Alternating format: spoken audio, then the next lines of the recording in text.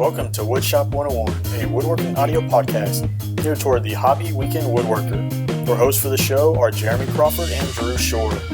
Join these two different craftsmen for a lighthearted banter about everything in woodworking, online education, and how they produce content. Topics could include the latest news, tips, tricks, and designs, to include furniture, crafts, and shop projects. All right, welcome back. This is episode number 20. All right, tonight we're going to go ahead and talk about project ideas and inspiration, kind of how we get them and how we process them into projects that we build for ourselves. I'd like to remind you guys, if you listen to the show over on iTunes, please head over there, give us a 5-star rating. That helps us reach a greater audience, helps us pull in more people, and it gives more interaction for you guys. So how are you tonight, Drew? Doing all right. Just got back from a baby shower of all things. That sounds like fun. Exciting, wasn't it? Yeah, I hope your wife doesn't get baby fever. No. She actually threw on the shower for one of our friends who's having a baby, and she put it all on and hosted it, and actually the guys that came, which was 5 of us, trekked out and had a guy's hour, I guess you could say, because that's about all it was an hour long. Went to a local restaurant / sports bar and had a couple beers and some chips and salsa, and that was about it. And then we went back and had to get our butts handed to us when we found out that our wives were upset we stayed out too long.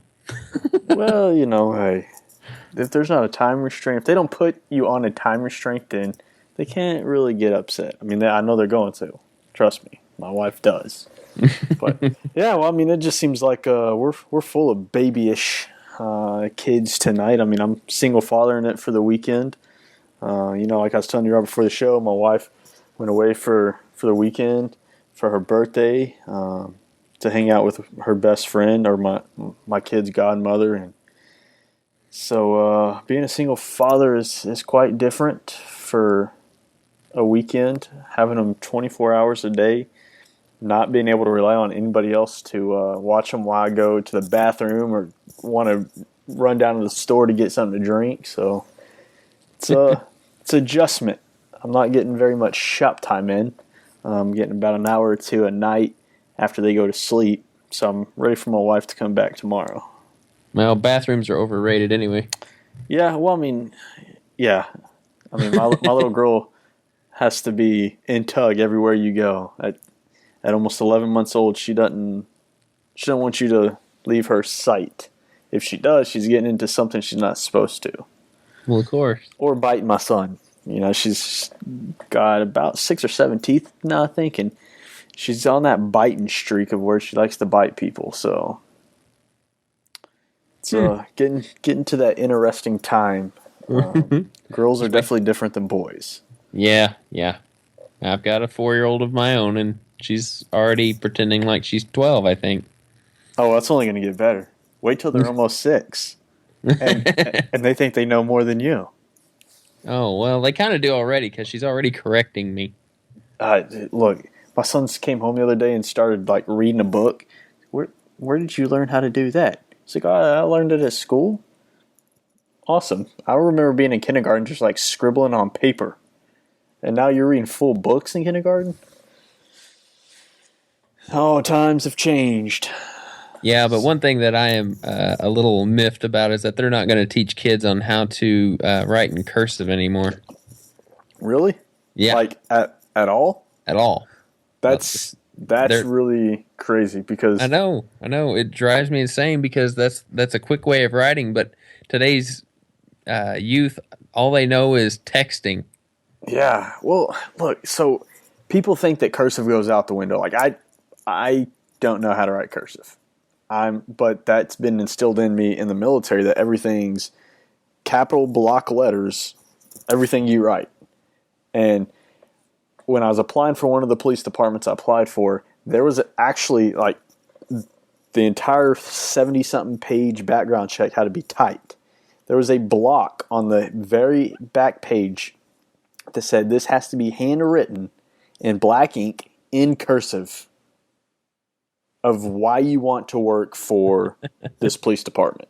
It's specified cursive. Yes, specified cursive. I had to Google how to write letters, and it took me a good 45 minutes to write about 3 sentences or 4 sentences about why I wanted to work for that department, because I had to literally look at how to write every letter. So it took me a minute to write each word. You should have downloaded or Googled cursive worksheets. And you could have got those dotted line worksheets that you could have traced. Yeah, I should have. Yeah, but those are probably going away now if they're not going to teach kids how to write cursive.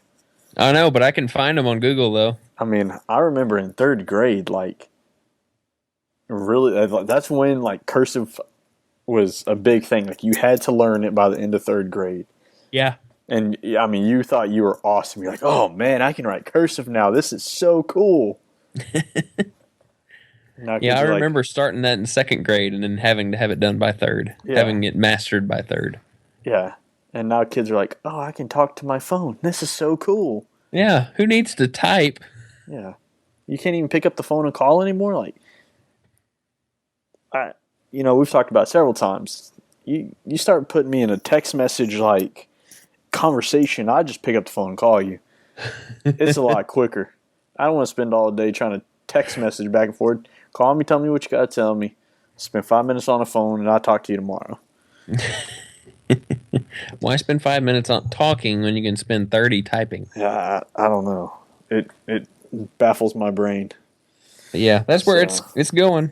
They're just times are changing from when we were in school. Yeah, well, I mean, I'm by far the youngest here, but I'm still getting up there in age. In fact, my son calls me vintage on a daily basis. That's nice. Yeah. So, I realize, like, yeah, I'm not even 30 yet. And he's like, you're old. Awesome. So, all right, well, let's talk about what's going on in our shops. You got anything interesting happening over there? Well, the back wall of my shop has now officially started. If you saw my last video, which, you just got around to watching my clamp rag video, so you probably didn't see this one. I actually did. I threw it up on the big screen TV and watched it. And it made me kind of jealous that I wanted to go in there and rip the $1,000 worth of cabinets that I bought out and build some. But reality is, I'm moving in probably a few months, so building them for me would only do the next owner or the next tenant good, not me. So I'll live vicariously through you. The guilt trip that I put on you last week or last show was good enough? Oh, yeah, it's good enough.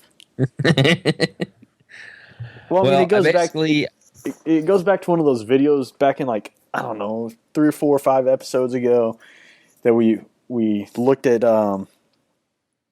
We reviewed the videos on YouTube. We picked, like, our top 5, and one of the ones you picked was, like, collaboration with another channel, and it says know their content.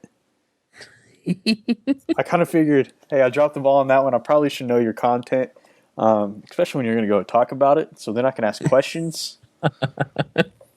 That's a good tip. So that's a good tip. Know your content if you want to be collaborator, especially if you contact us and you want to collaborate with us. Know our content. Yeah, don't be one of these spammer email guys. I want to collaborate with you. You have a great channel, and your name's never mentioned in the channel. Yeah, be like, well, what do you do? Oh, you clean toilets. How is that going to work for me? Nice. I'll supply the plunger. I'll collaborate with you. There you go. So how's those cabinets going?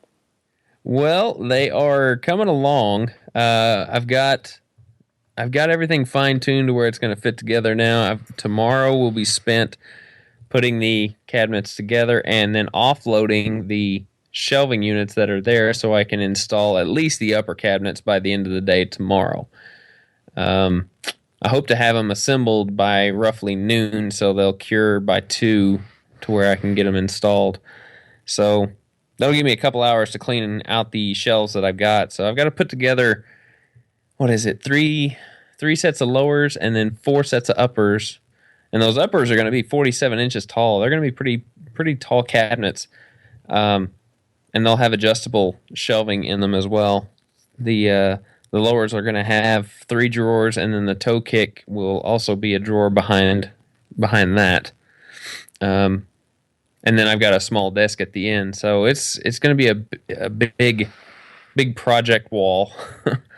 But I need the space for some of my equipment, like my lathe. I don't have a spot for a lathe right now, and that's one of the places that I'm going to put that is on that countertop. So I'll have a spot to do turnings and things like that. Yeah, well, do you know the standard about how high a lathe should be for you to properly hold the tools? Yeah, no. The Comfortable is what I gather. the middle of the spindle should be elbow height. So That'll be about right, though. if it's higher or lower, they say you have a harder time holding your tools correctly. So is mine That'll be about right. I mean, a countertop right now comes up to about waist high on me, so a lathe up a little bit higher would be just about right. So you should also look into some kind of dust collection behind that, because that's probably the messiest thing in my shop is that lathe. I've toyed a lot with that, is how to get some kind of dust collection behind it, and would it be very effective if I did. But if I ever go to build it into a cabinet system like you do, I might build some kind of little alcove or cavity behind it that I could hook up a 4-inch dust port to and try to collect some of that, because once you start sanding, you start throwing that fine dust, and you don't realize that it's going everywhere until you just look around your shop and everything's coated. Yeah, that's a good point. So, well, I'm glad those cabinets are coming along. They're probably going to be black and blue, correct? Yeah. Nothing wrong with that. No, there's not. I mean, and when it comes down to it painting, at least painting on shop projects, is not very bad at all, because then you don't have to worry about grain orientation of your wood or plywood. You can just cut your parts, put them together, and paint it, and you cover it all up, and nobody will ever know. Well, that and it gives you good practice too if you're getting into the painting business of furniture, because shop furniture really isn't that super important. So it kind of gives you practice on how to use a sprayer and stuff like that. Yeah. Yeah. So are you gonna spray the cabinets? Or are you gonna roll them? Oh yeah, I always spray. I've got an inexpensive sprayer that I got from Lowe's a while back, and you've seen it in my videos. That's what I always spray my furniture with. Yeah. Well, I mean, since you're not using that Fuji system you have. Well, that's for clear stuff. I don't I don't spray clear through that cheap one. Not necessarily. If you get a bigger needle, you can spray latex paint through it. Well, it's not saying I couldn't. It's just that I don't want to. I don't want to run paint through that thing. I'm calling you out like I've even taken mine out of the box. Very true. The box may even still be closed. I don't know if I've even opened the box and looked in it. Ungrateful. That's what that is. You just don't even want to look in it. Well, it's very grateful. If I look into it, it's gonna make me sad. I can't go use it.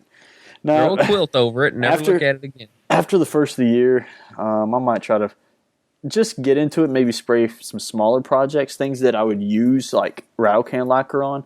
I might try to get into that and spray some pre-catalyzed lacquer, and just so I can figure it out on these smaller projects before I throw it up on a bigger project.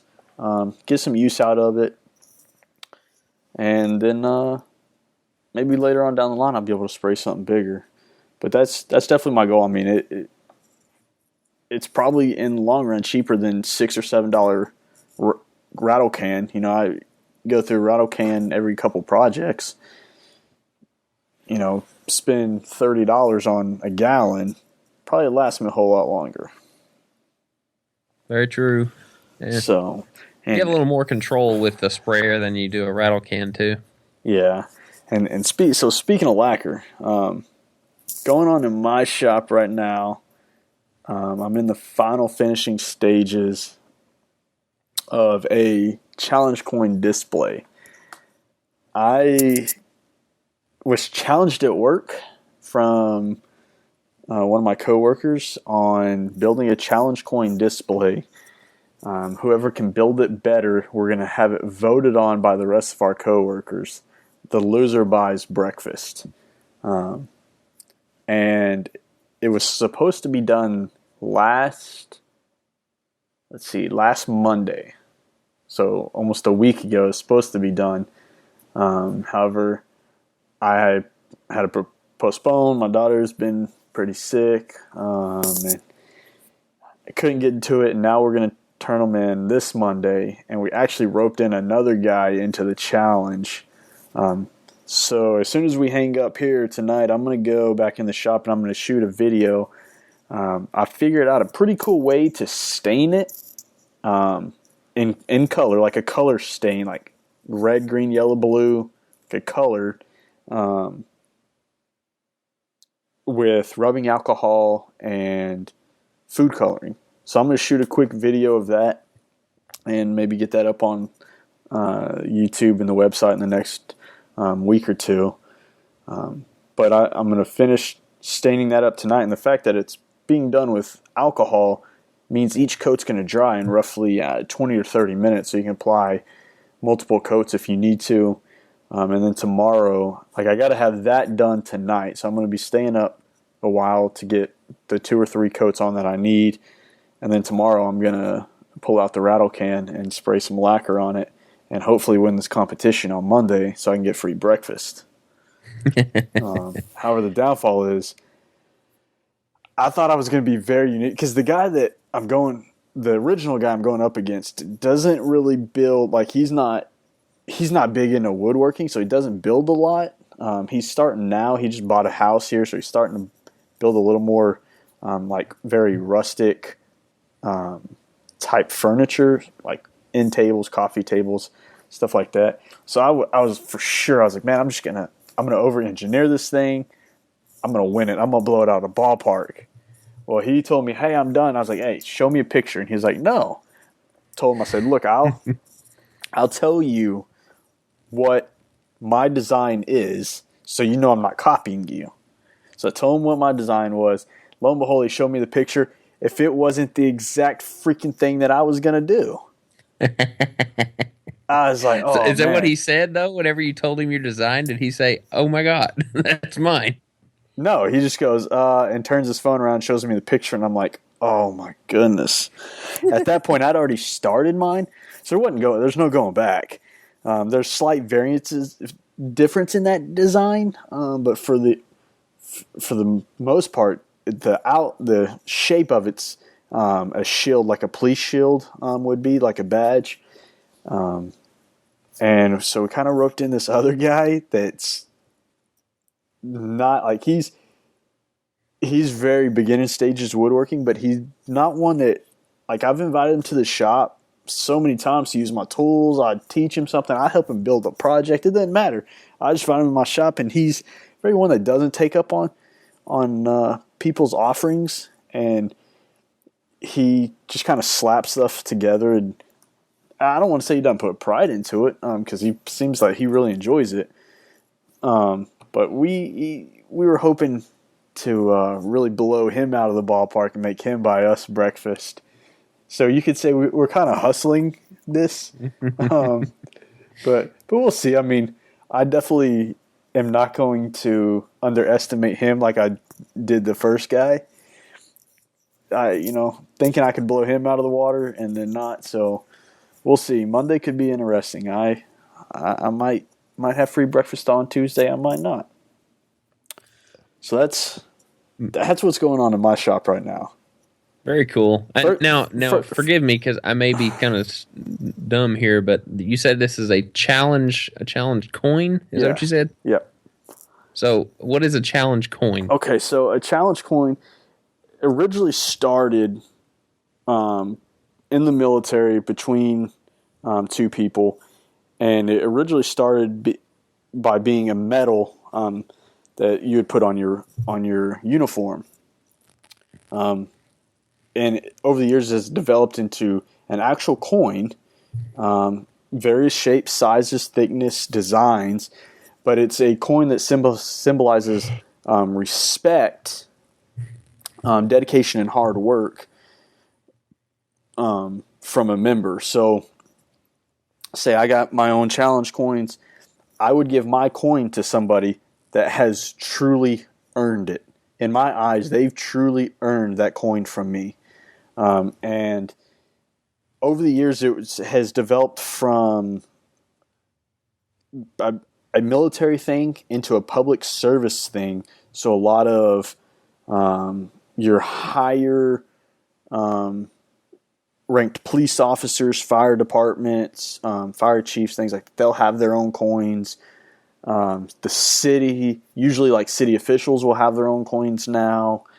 A lot of times in the medical field, you'll get like your high-ranking people in hospitals and stuff like that will have their own coin, and that's really what it has symbolized now. Is that it's a sign of respect when you get a coin from somebody.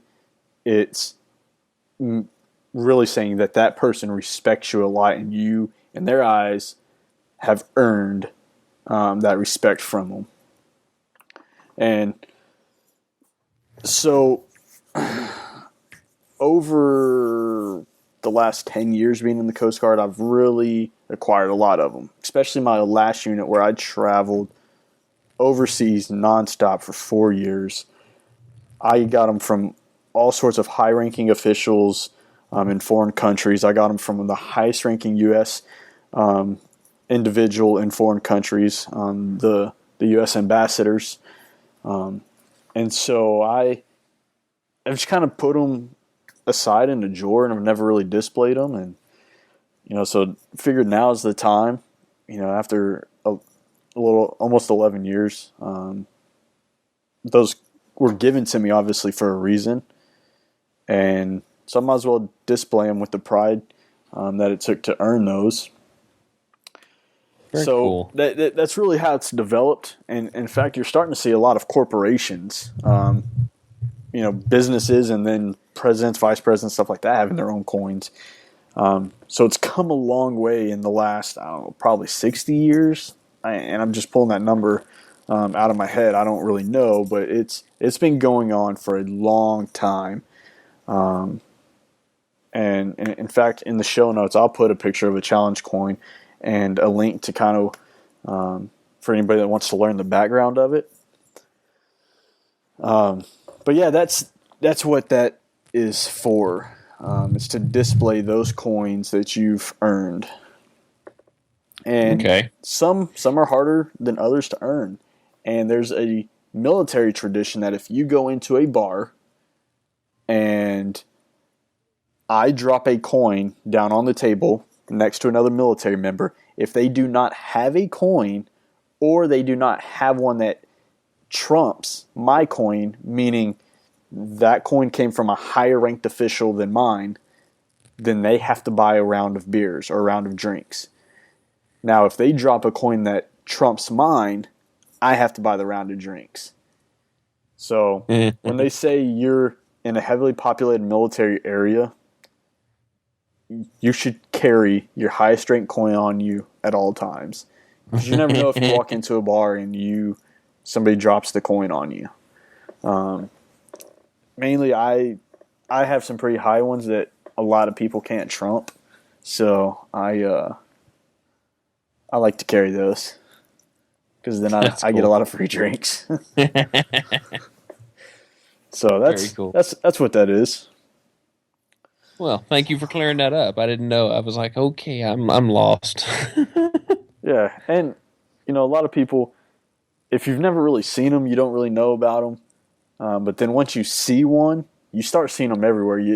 You'll start realizing, oh, that's what that is. I remember seeing that, or so and so has those. I remember seeing them. So, well, we'll have to show us a picture very soon. Yeah, I will. We'll have to watch your video when you're done with it. Yeah, it's not going to be a full project. Like I said, it's going to be very focused on just applying how I've kind of discovered this stain, this method, and then applying it. And then at the end of the video, once I get it finished tomorrow, I'll shoot a clip or two of the actual project being completed. But, I know we talked about this a while back, and like I've really been wanting to get into project builds, and I just never can seem to find that time to do it. So I'm just going to start taking bits and pieces of projects that I think would be interesting and record those small segments. So at least I'm putting out content. Mm-hmm. And then, eventually I will get in the I guess space or the lack of ongoing or outgoing projects that I can start recording full things. So, but yeah, I'll definitely post up some pictures and it'll be in the video, and hopefully next week I'll be able to get that out. It just depends on my free time, because I got a lot of things that I got to start cranking out for Christmas orders. So, yeah, I've had some people come up to me asking me if I could build something for them for Christmas. I'm like, oh, this is awfully short notice. Yeah, I said I wasn't going to take any Christmas orders this year, and there's certain individuals that just know to ask, and they know I won't say no, which puts me in a bind, creates me more stress than what I need. But I'm once these 2 projects are done, I might call it quits for the year, and just focus more on business side of, I guess, of woodworking. Especially comes close to the year, you're gonna have to start getting things in line for your taxes, and I might use December as that time to go ahead and get those things in order,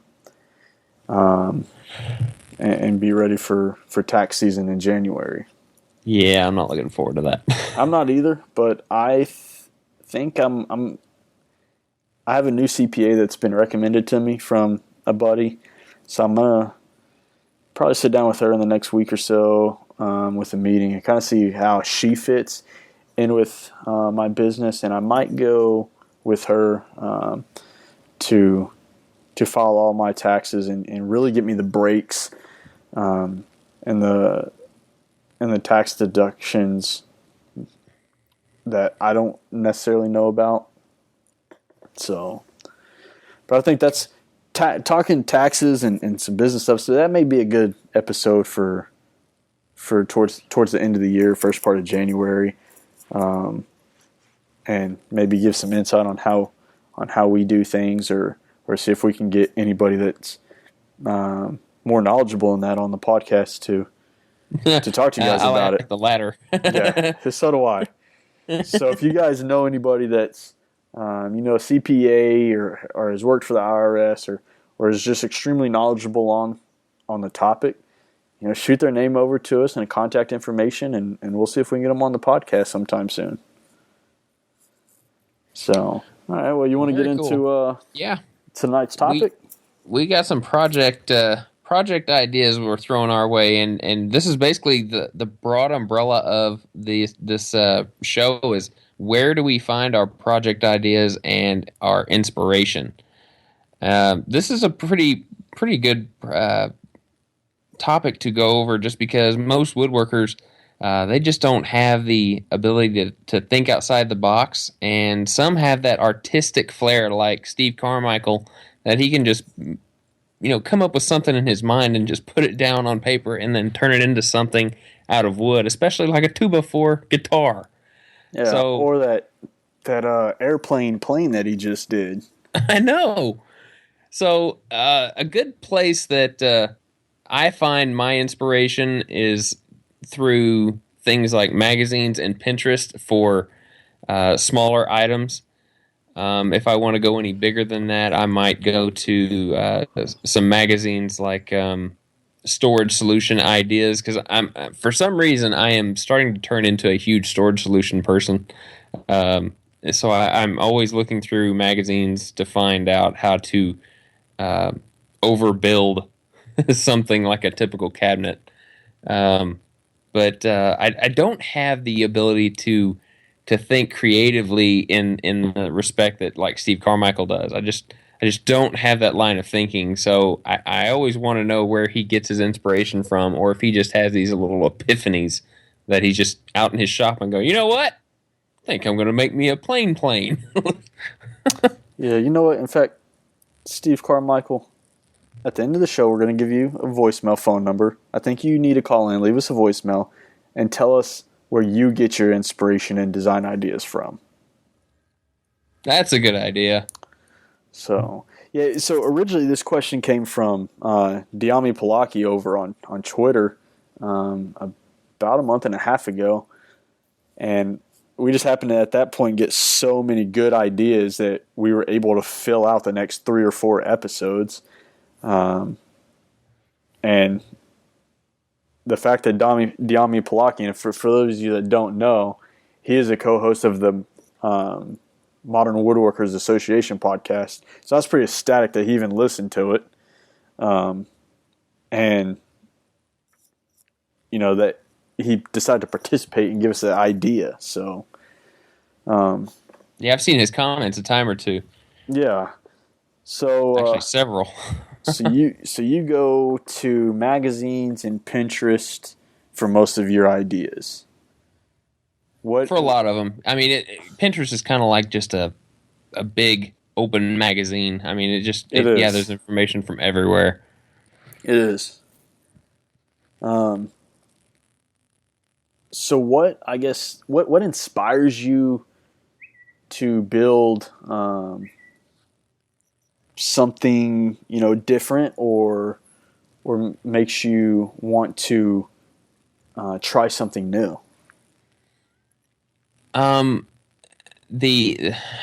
kind of get a drive, not necessarily an inspiration. I kind of have a drive to make something better than anybody else has seen. And my clamp rack was a good example of that. I've seen tons of clamp racks out there that are very simple and just functional, but I wanted to kind of over engineer a clamp rack, and I gathered some inspiration from Stumpy Nubs. He had a similar kind of hinged setup, and he actually had a 3-tiered cabinet that they kind of got shorter and shorter as you built out from the wall, and then they hinged on each other that way.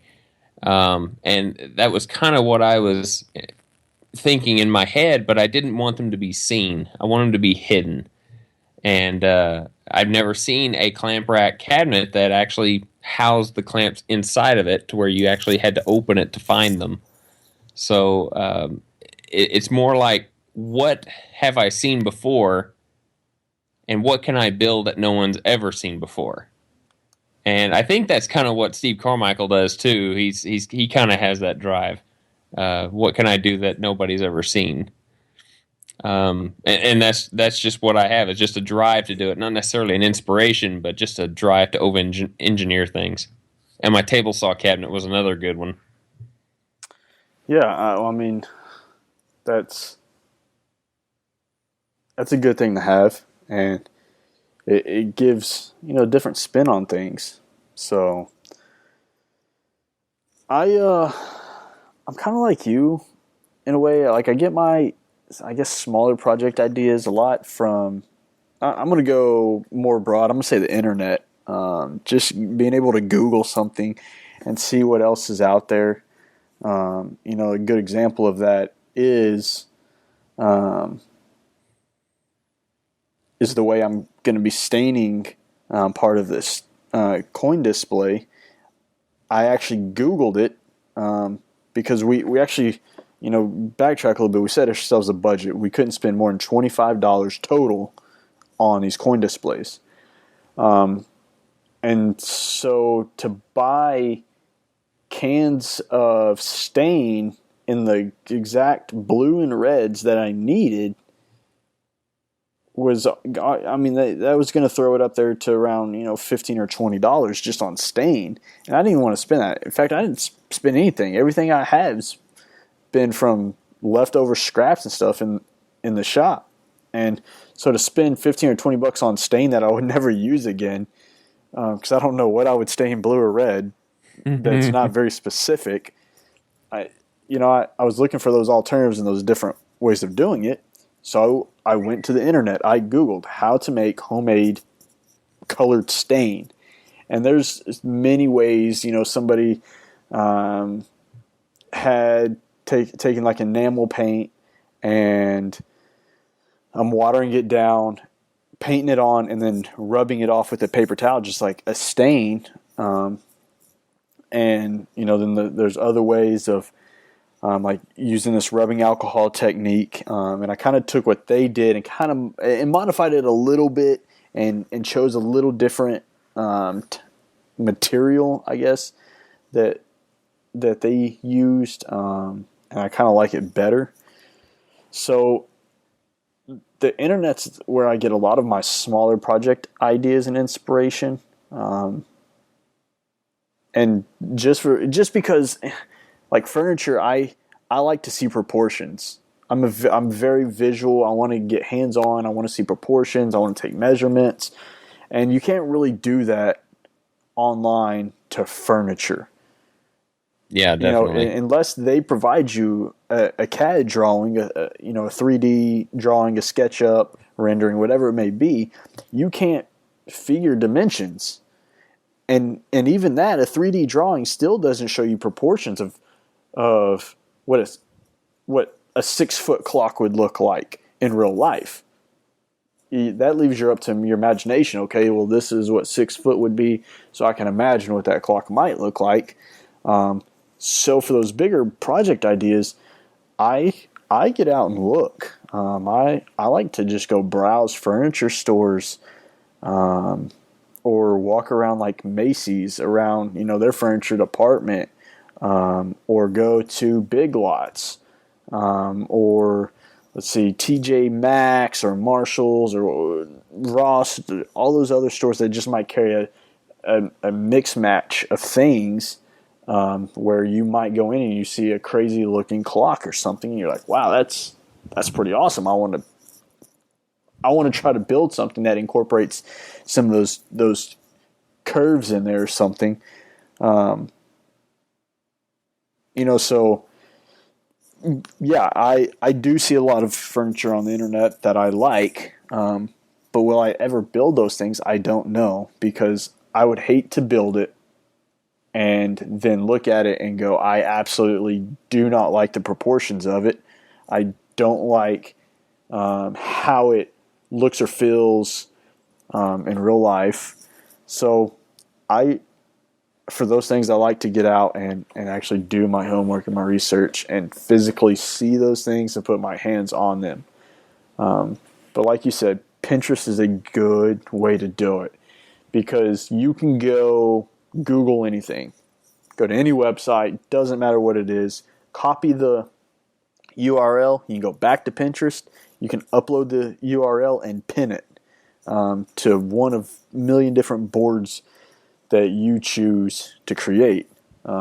So it's a good, I'm going to air quote here, scrapbooking tool for you to use. In fact, I mean, I pin all sorts of stuff now, and it's stuff that I may never use again, but Pinterest is linked from my website, and so somebody may go to my Pinterest page after they've landed on my website, and they may scroll down and go, "Oh, wood. Well, let's see what's on wood screw basics," and then they click in that, and then they see several different things about the basics of wood screws, or the basics of joinery, or the basics of routers. So anything that I think would be very beneficial.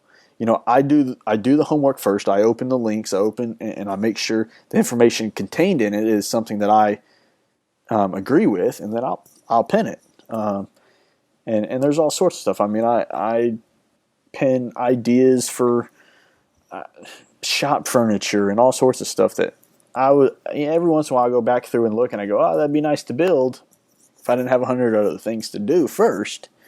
But it's a way to help other people get those ideas. And the more people that pin a certain thing, the higher they rank on the homepage, I guess you could say. Like when you open up and you have all these random pins and you're like, well, how did I get those? Well, first of all, you got those based off of something else you have looked at. And you're seeing that particular one versus something different because that one has more pins or been repinned more times in the system than something else. So it ranks higher. So that's kind of how I use Pinterest to kind of track my ideas or my inspiration. And then, for those larger things, I get out and look. And I don't even take pictures. I look at it and I try to keep those ideas. Unfortunately, it feels like a lot of those things that I want to build that I get inspired by just get put on the back burner because somebody calls and wants a basic farmhouse table or wants something that doesn't leave a lot of freedom for creativity. And those are those things that I'm really trying to get away from. I'm trying to get away from those commissions that don't leave room for very much creativity and move towards that education to where, okay, this person wants me to build a table. Well, I don't want to build that exact table they want, but hey, I could build this table that I want to and film it.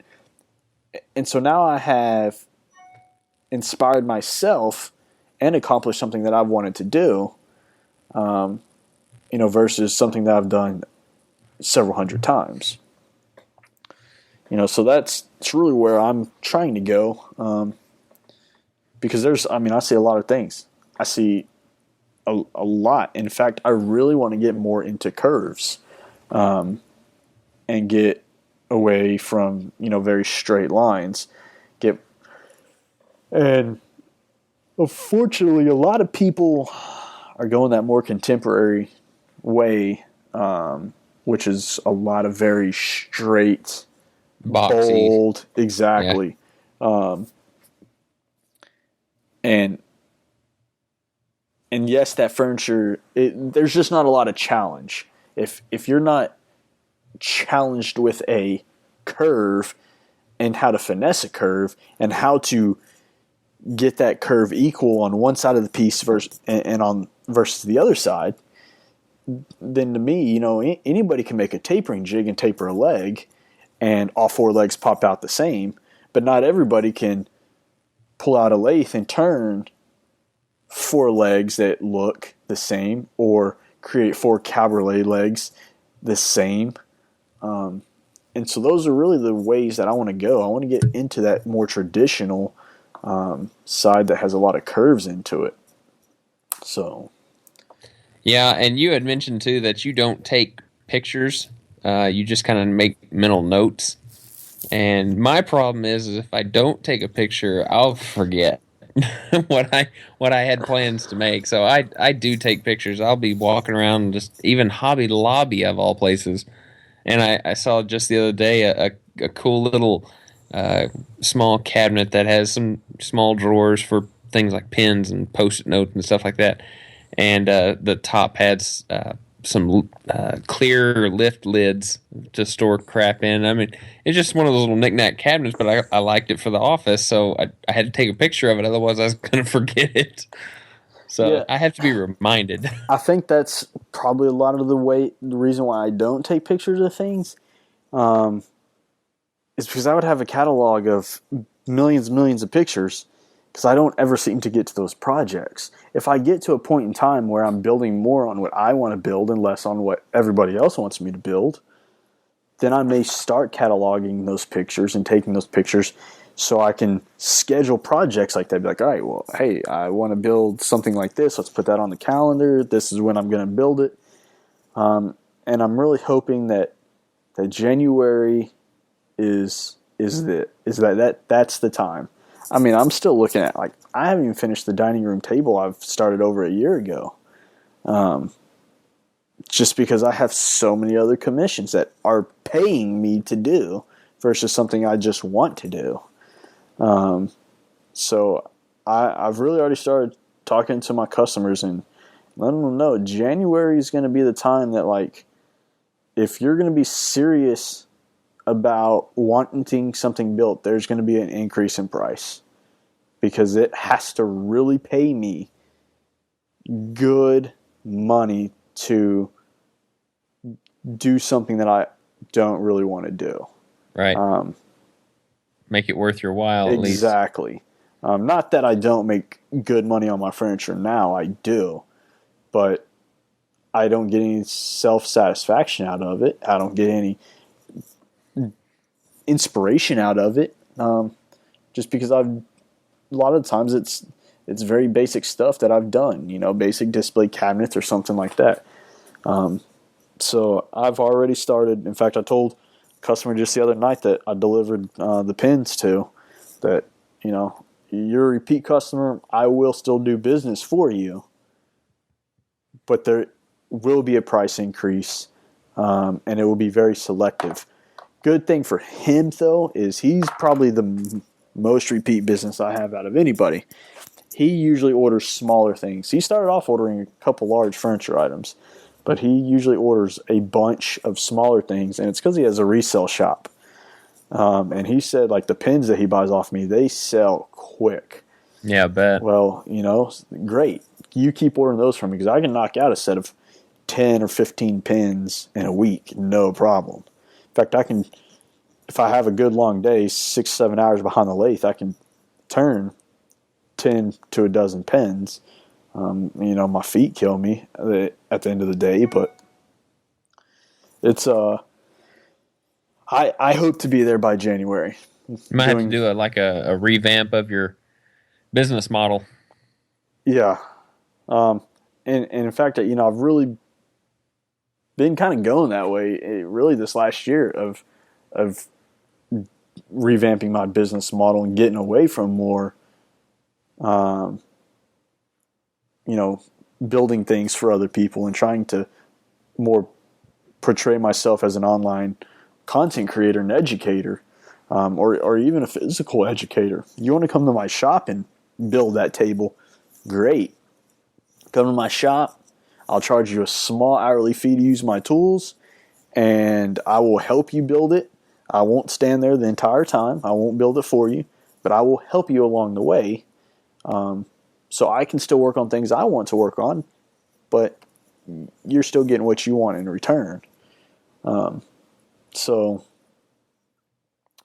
there will be, come January, there will be probably some serious changes I'm hoping there will be some serious changes to how I'm conducting my day-to-day operations. And just doing things more for me and more for what I want to do. And less for what necessarily everybody else wants out of my business. If I shoot a video and you don't like it, well, I'm sorry. It's that there's somebody else that's going to enjoy it, and it's something that I want to do, and it gives me that self-satisfaction. Because that's the biggest thing in woodworking. If you're not challenging yourself to grow, you're not going to grow. And part of that is if I'm not creating videos on the stuff that I want to make, then I'm not challenging myself. So, and I kind of ran into that issue too. That's why I kind of revamped my channel a little bit ago, is that I was running into mental blocks and just trying to put out a video just to put out a video, and I got to the point where I wasn't challenging my craft, so to speak. And it challenges your creativity. I mean, you got to be a very creative individual to knock out a project every week. But then when you look at that project, it may not be very creative in and of itself. People like Steve Ramsey that put out a project video every week, and 95% of those projects have some creativity behind it. I don't know. I don't know how he does it. I He mean, puts it on paper. yeah. So Well, we there. could talk about this for a long time. This was actually a very good topic. So we thank you guys for giving us these ideas.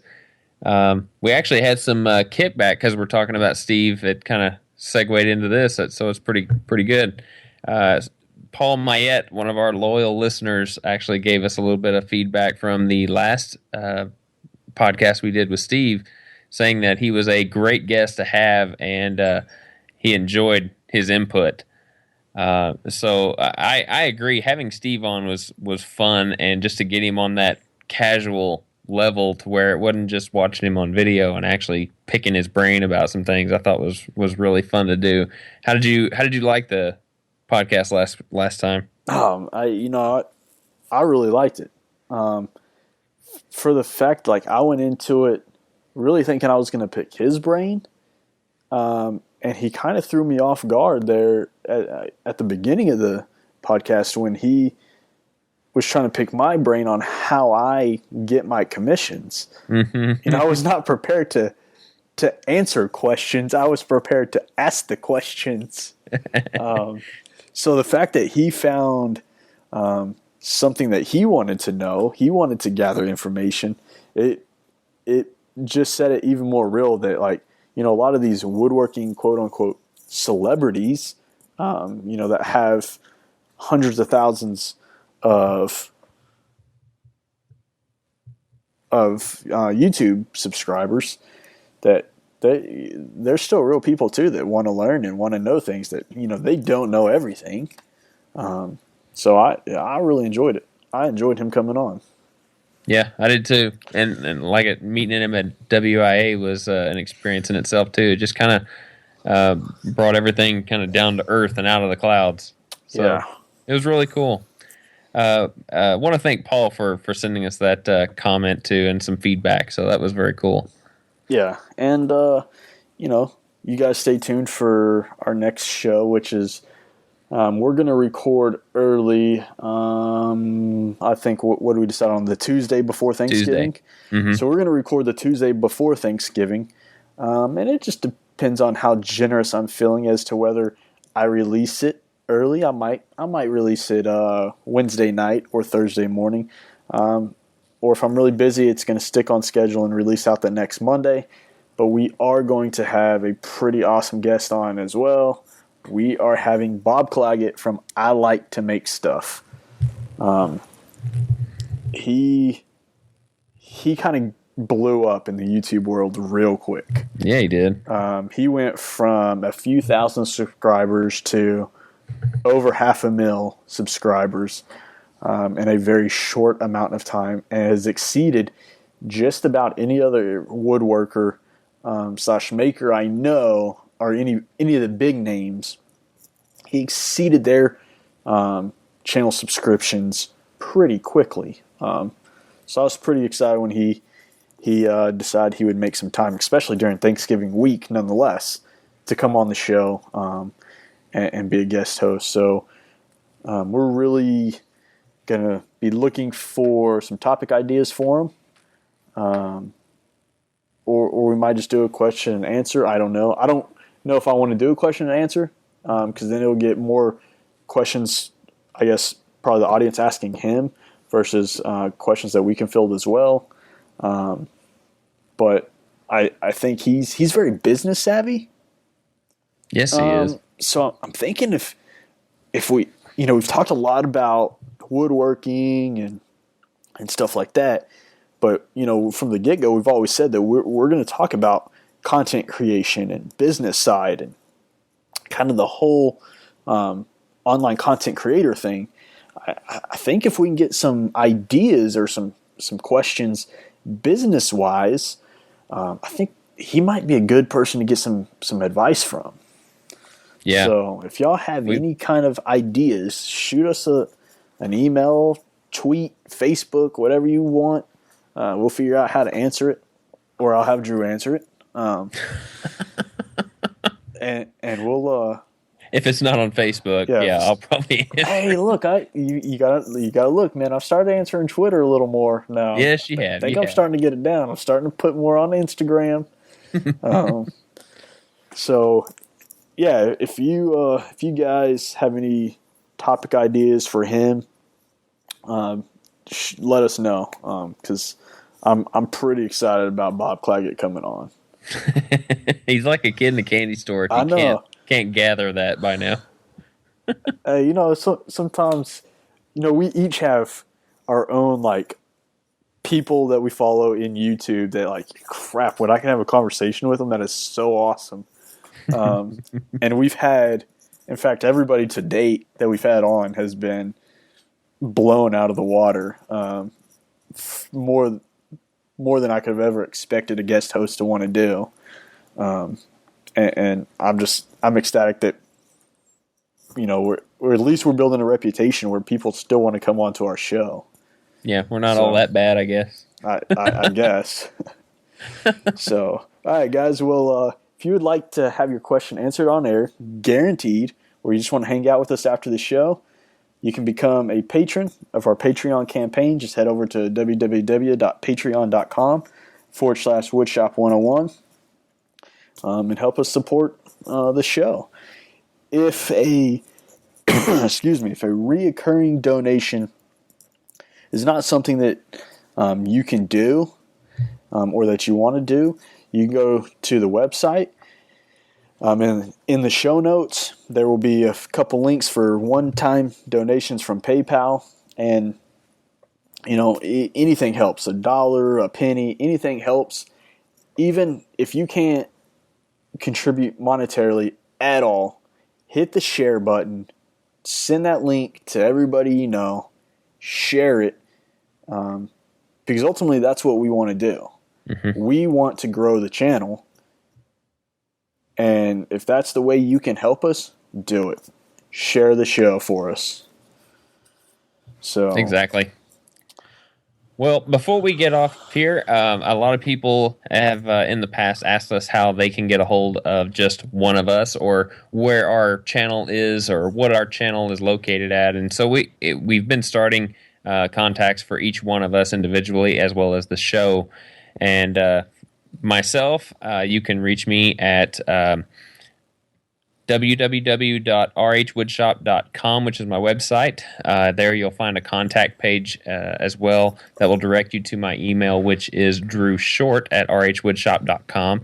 I'm also on all of these social media, such as Facebook, Twitter, and Instagram, Pinterest, things of that nature. You can kind of see what's going on in my world at that time. And I'm pretty active on just about all of them, except maybe Twitter. I'm not as active as most woodworkers are, but I'm getting there. But all of my contacts can be found on my website. Jeremy, what about you, man? You can find just about anything you need from me at countrysideworkshop.com. There you'll find links to email, physical mailing. If you want to send snail mail, there's Twitter, Facebook. I think Instagram's up there. You can find just about any way you want to contact me. You can find it there. Very good. And for the show, you can find us at www.woodshop101.com or woodshop101podcast.com/listen. You can also find us on iTunes and YouTube. Just search the name Woodshop 101 Podcast. Also, while you're there, don't forget to subscribe, which helps get us to the public eye a lot more and have possibilities for sponsorships in the future. You can also reach us by email, and there's also a voicemail phone number that you can call from any telephone. Don't need a special computer to leave these voicemails, and that phone number is area code 409-234-3959. And if it's a really good voicemail, and most of them generally are, we will feature that on the show, and you'll be able to hear not only your voice, but also our answers to your voicemail. So we tend to post these episodes just about every 2 weeks. So we hope to hear from you guys with some feedback, especially for our new show that's coming up. And before we leave, I also wanted to wish all of you veterans, including Jeremy, a happy Veterans Day. I know that was this past Wednesday, but you guys have really deserved all the attention and gratitude from us Americans as we could possibly give you. And we want to thank you very much for all of your service, including my father. He was in Vietnam, and I'm very thankful to have him as my dad. So it was awesome to get to spread that generosity around to all the veterans. Well, we appreciate it. So that's it. From Jeremy and myself, we want to wish you guys well and to be safe in your shops. And I guess our normal sign off. Jeremy, you ready? Yep. 1, 2, 3. Boom.